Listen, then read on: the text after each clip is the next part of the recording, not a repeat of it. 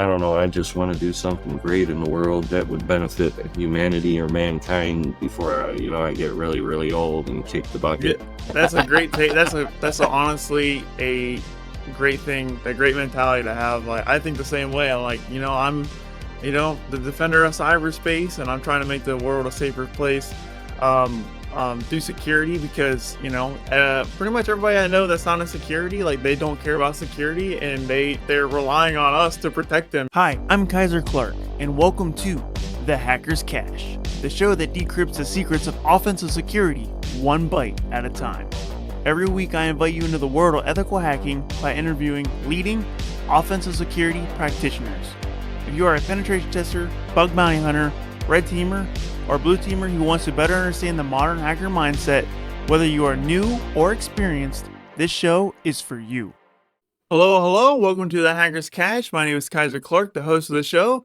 If you don't know who I am, I have 6 years of experience in the field. I've been working full-time for 6 years now, and I have total certifications, a bachelor's degree in cybersecurity, currently working on my master's degree, and currently work as a full-time penetration tester. Today, I have Joshua Ragland, who is a cybersecurity analyst with a strong background and passion for offensive security and ethical hacking. He has OSCP, he has a couple Microsoft certifications, he has a few degrees, and overall, a jack of all trades in cybersecurity and IT. So, Joshua, first of all, thank you so much for coming in and giving your perspective and having this discussion with me. I really do appreciate it. Go ahead and walk me through your background and introduce yourself to the audience. Yeah, well, everything started when I was younger because I always had how do you put it, curiosity on how everything works, everything from mechanical to electrical to even computers, the way that they communicate, they're connected, and basically the security aspects. It's like literally everything.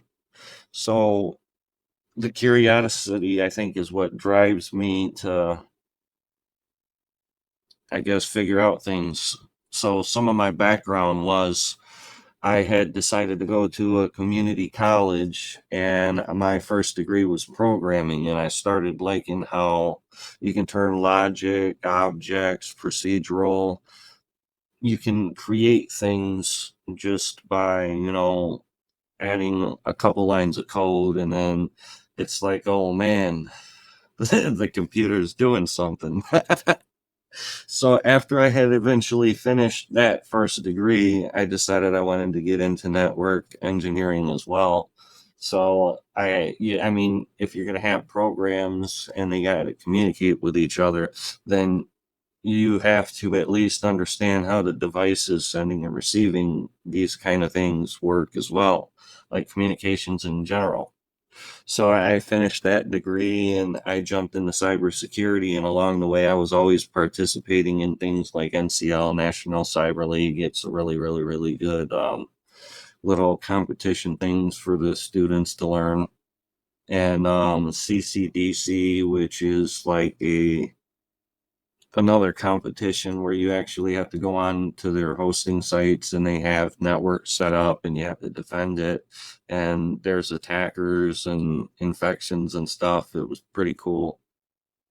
I can't get into details really about that, but it's a very, very good learning experience that would add value to the real world. But I did extracurriculars, and I even hacked cars, SAE Cyber Auto Challenge, but I can't get into details on that either because you actually have to participate. They lock that kind of stuff down.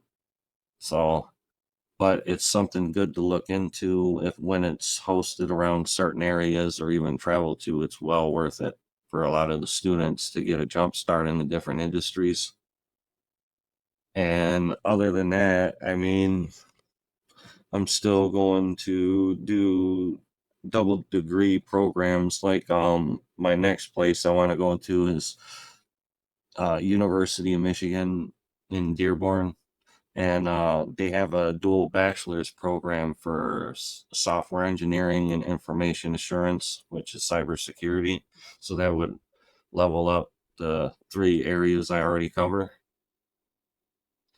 And other than that, I've just been a security analyst for the last 3, 4 years or so, somewhere around that. Nice. And I mean, it's rough. There's a lot to this. Yeah, you have a very impressive background. Like I'm going on your LinkedIn and like there's just so many things and you've touched on so many things and it's very interesting for sure.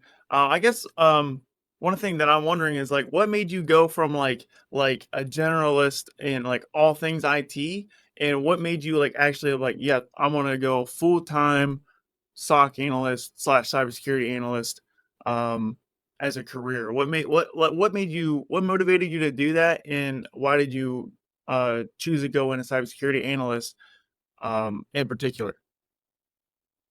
Well, when you know how everything works after a while, it's easy work, even though it's long hours and repetitive. But at the same time, if you don't have an offensive security background and evolve and change with the landscape, then it's going to be a problematic area in order to be keeping up with the things because that's one of the main things that made me switch to this was after learning how all the things work through the different areas, the degrees, the interconnectivity between all the different areas.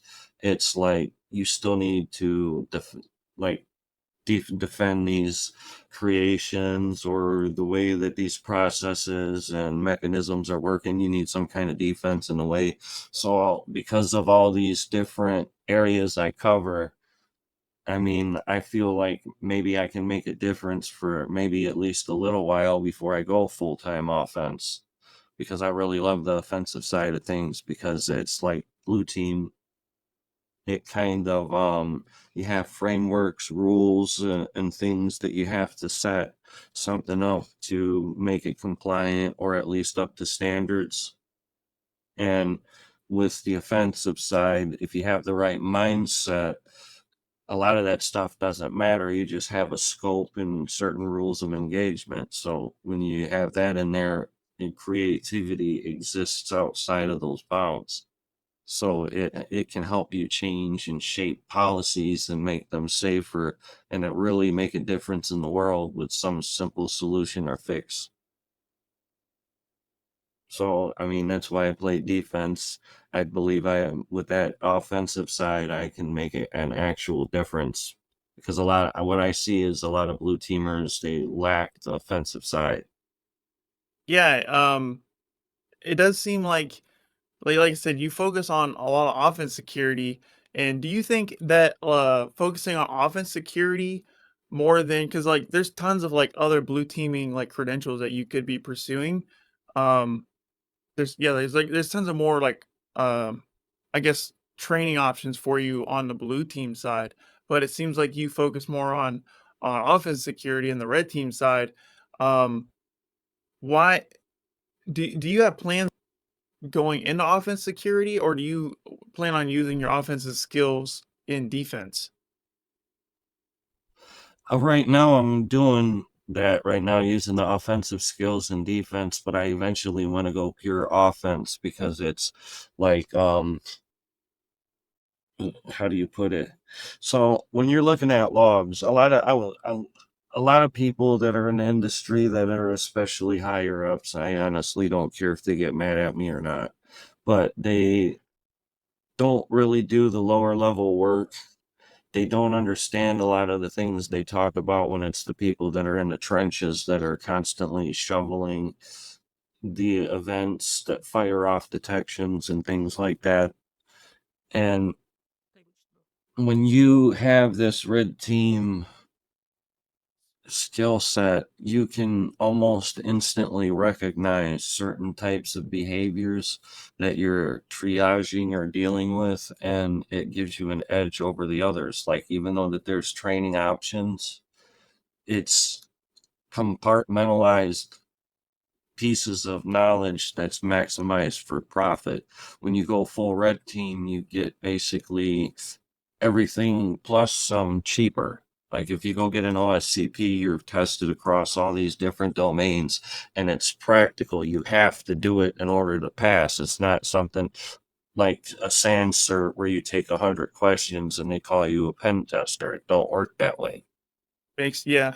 And when and I believe you have your OSCP as well, and you've seen how hard that was to get. Yeah, And that's the newer one.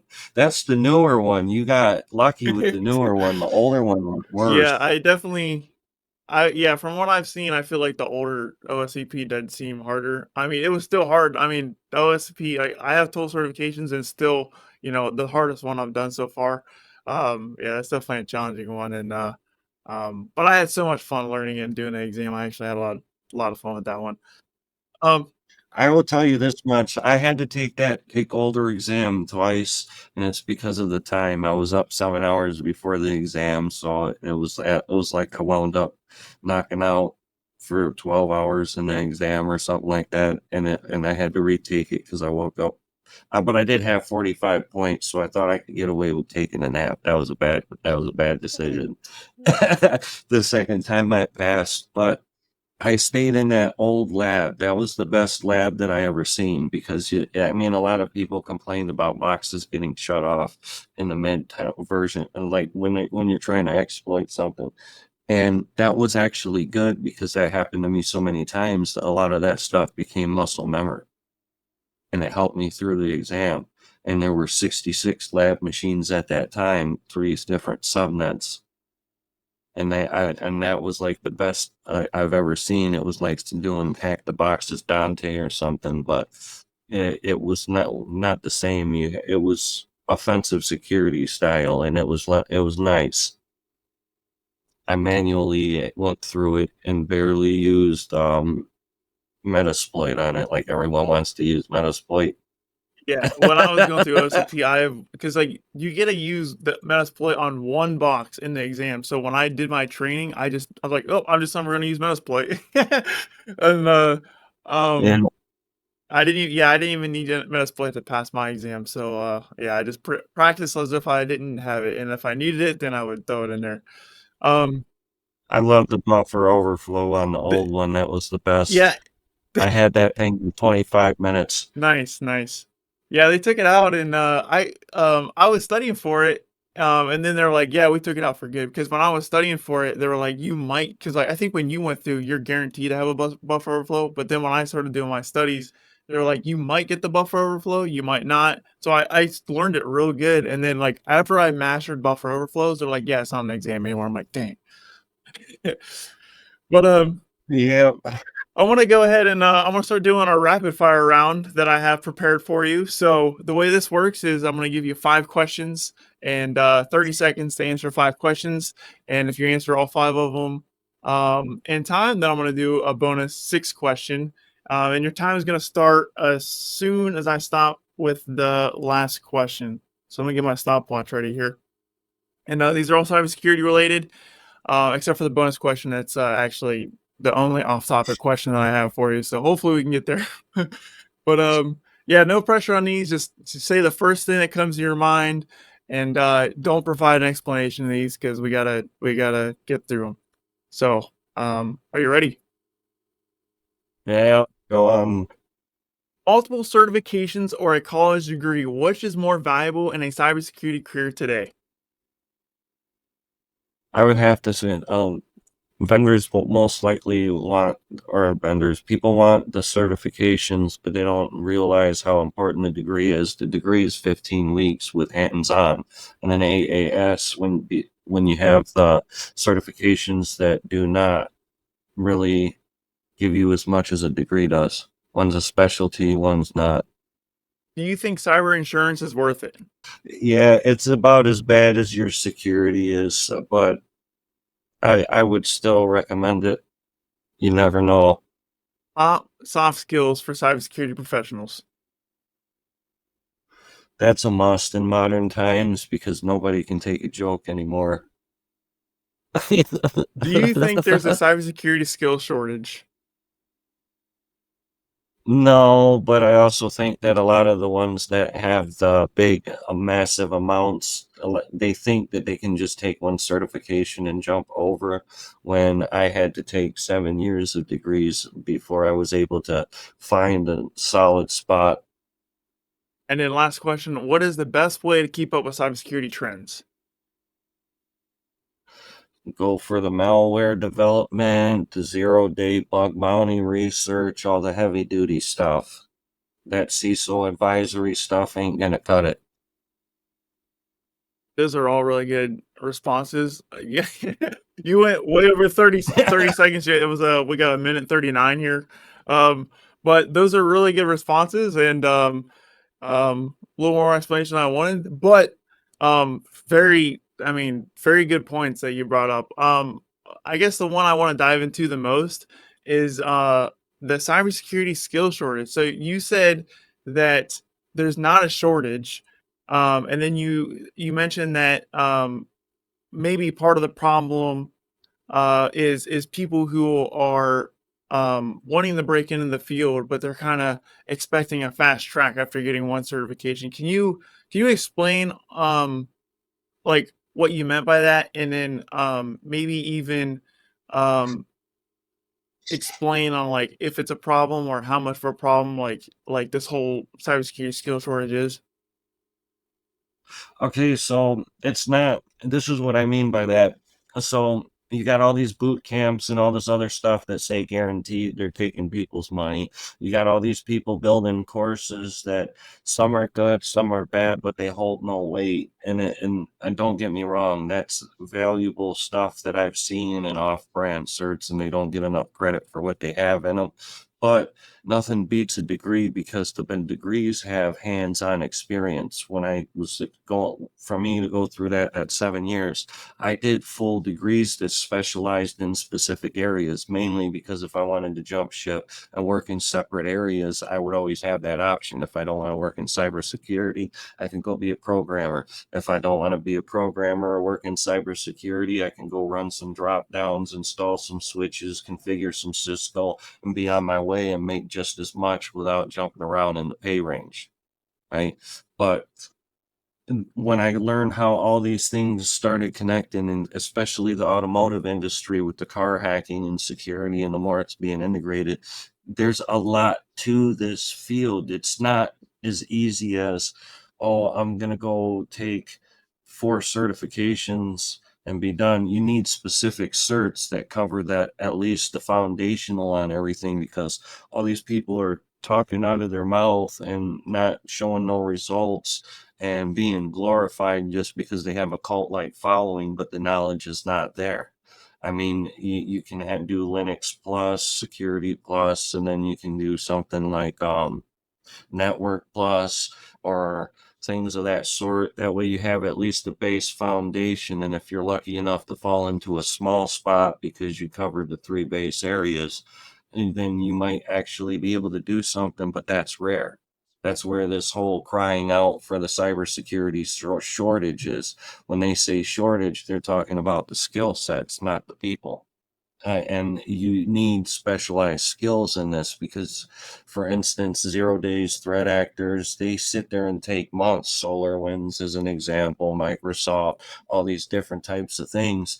And people think it's cupcakes, butterflies, and all this other stuff when it's an actual war in the field. You can't, that's like taking some toddlers, giving them some AKs and expecting them to fight a war. There's no structure to it. There's no like understanding of how a lot of these things connect. There's even legal perspectives and aspects to it because what you get someone that don't know what they're doing, like say blue team field triaging alerts, and it's like, I don't know, it becomes a problem and a liability because now whose fault is it? You got an MSSP or a company providing these services, and it's like, why haven't you got the training for this?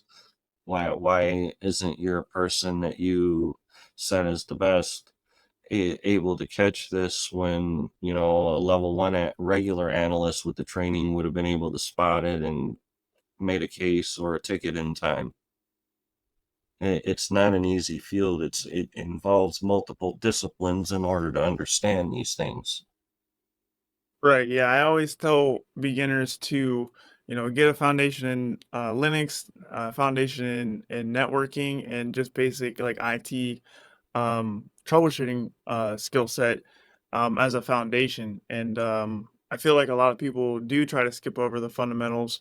And for me, when I was going through, the way I broke in the field was I overspent. I spent a lot of time in the fundamentals, just to give you so my journey was like this, I went into the Air Force and we started off with Security Plus, and that's really what got me into security. Um, Thinking I was going to work on computers as a system administrator, which is what I did. And then I did, they made us get Security Plus, and that's what made me think about security. And then I would say I started my college degree, and at that moment, I was like, I want to be an ethical hacker. I'm going to be a pen tester. And um, I spent like 3.5 years like learning Linux, learning networking, learning how to program before I even considered touching the OSCP certification. So I definitely agree with you there, like with the foundation, and it requires multiple disciplines, and it's not. You're right. It is a hard field. It's not a walk in the park, and for me, that's what makes it fun. But you mentioned before before we started recording that that burnout is a thing. So how would you so you've been in the field for 4 years. Well, I guess you've been in the field for longer than 4 years, but you've been a cybersecurity analyst for 4 years. What do you do to like prevent burnout? I don't. I work through it. Lots of caffeine and bad health problems is what happens at that point.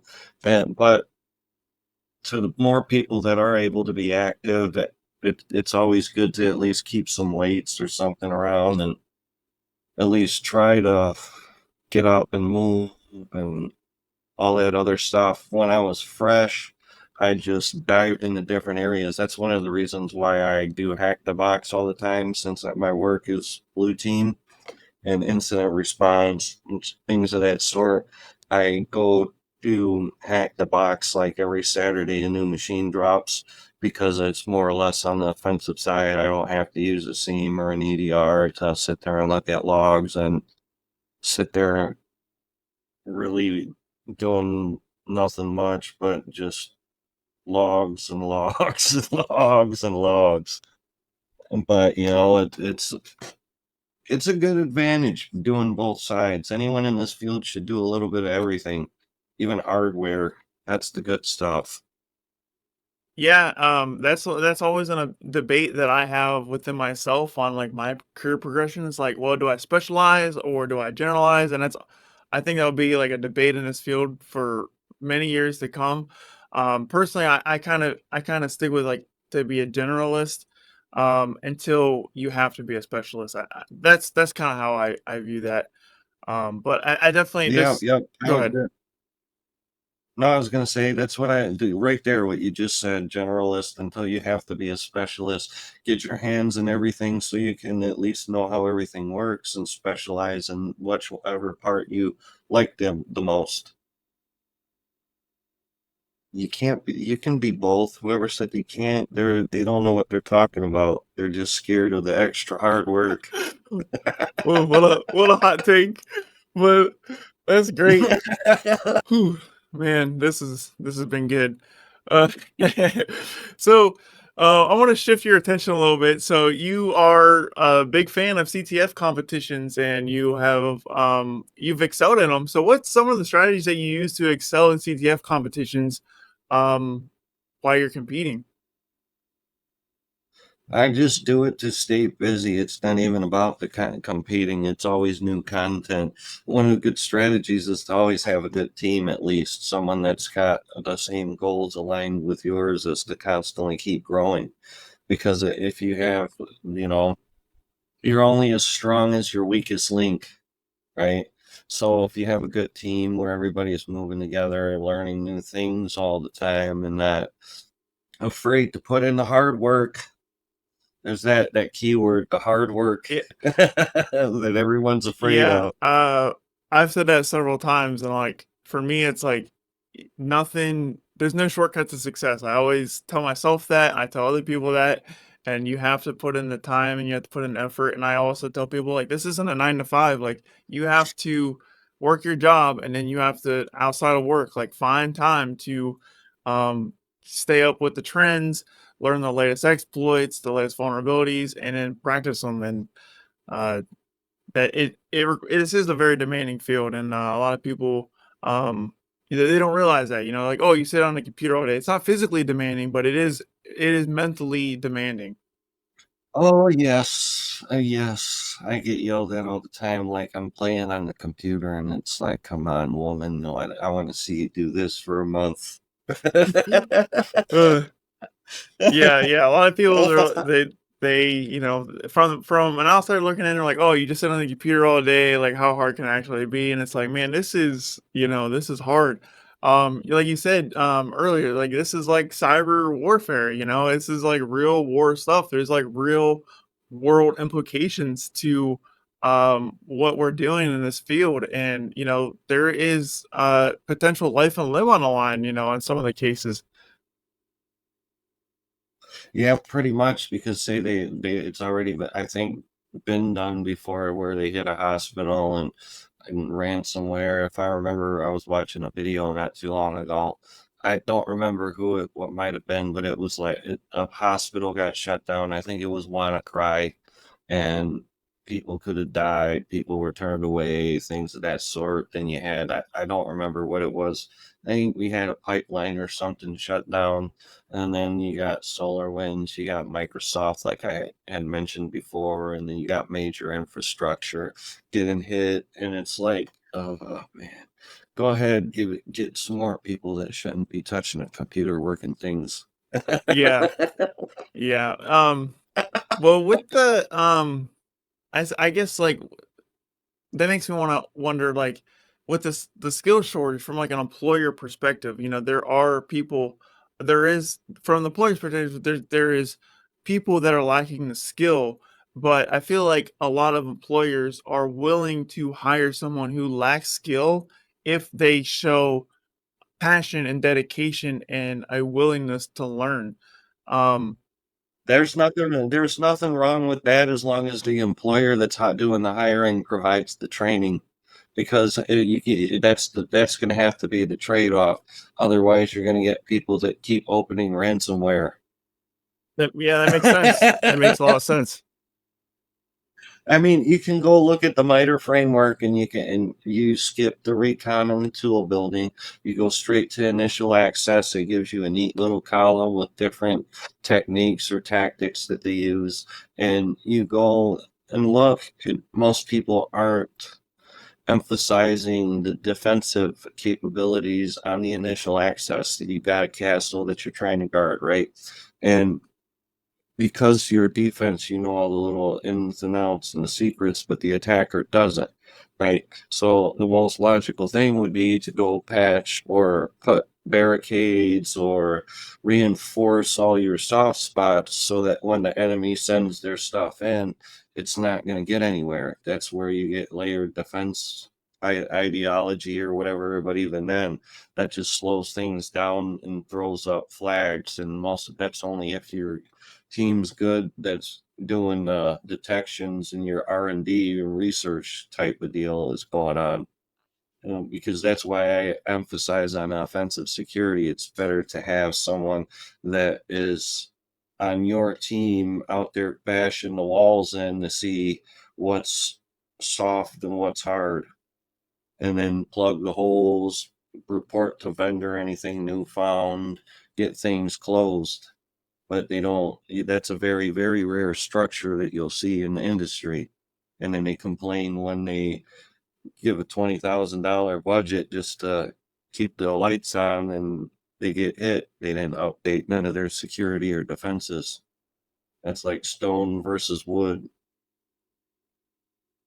Yeah, interesting. Yeah, that's yeah, very valid points. So I'm gonna bring you to our final question of the show. And this is my favorite question to ask, and that to ask everybody. So, final question. do you have any cybersecurity hot takes? And I feel like you've been dropping tons of hot takes, but feel free to drop more. So, or do you have any extra wisdom that you'd like to share to wrap things up with? Well, instead of lighting gasoline or the blowtorch, I want to give something positive and stuff. So, okay, the whole the way the different areas connect, it's not going to be until a lot of people start realizing this. Our lives, everything we do is very similar to cybersecurity field that encompasses all the different things and technologies together. And what I mean by that is, like, we'll say programming down to the way a program's compiled. If you move it over to biology and science, that's your DNA, the RNA, reverse transcription and communications and things of that sort. That's the software linker being created at execution. So programming is no different than what we are and how we react to the world. So we're all programmers, whether we like it or not. Like, you got objects that are already made that we interact with, and our world, our lives is event driven. So you have to interact with the things around you, logic and procedural. That's the way you think, the way you are, how you handle things, input, output, the processing. Networking, it can be very, very simple related to the things we do, from getting in a car, going to the store and coming home. That's literally the machine connecting out and giving a reply and a response. You get into the routing, you're going to take the shortest path to the store. There's your rip routing. You say you want to do the OSI model, you're the packet, you get in the car. You want to go to the store, you get something, you come back. It's weird how a lot of that is different ports and protocols. That's the different types of languages that we speak and the way we communicate. And when we're talking to one another, the data is being processed, transferred as we speak as well. Cybersecurity, the policies, the common sense that's needed with it. That's the locks on your door to keep people out away from your stuff, because and we go back to objects, communications. It's crazy how taking so many different fields lets you see things in this manner, right?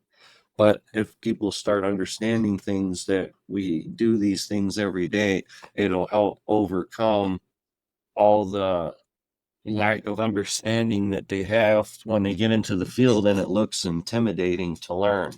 If you relate these things to simple things, then it becomes even easier to do. Just like a computer virus is no different than the cold virus.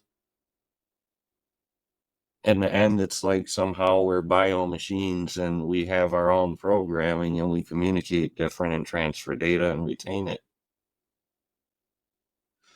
But I just hope that that's something interesting that people would maybe benefit from.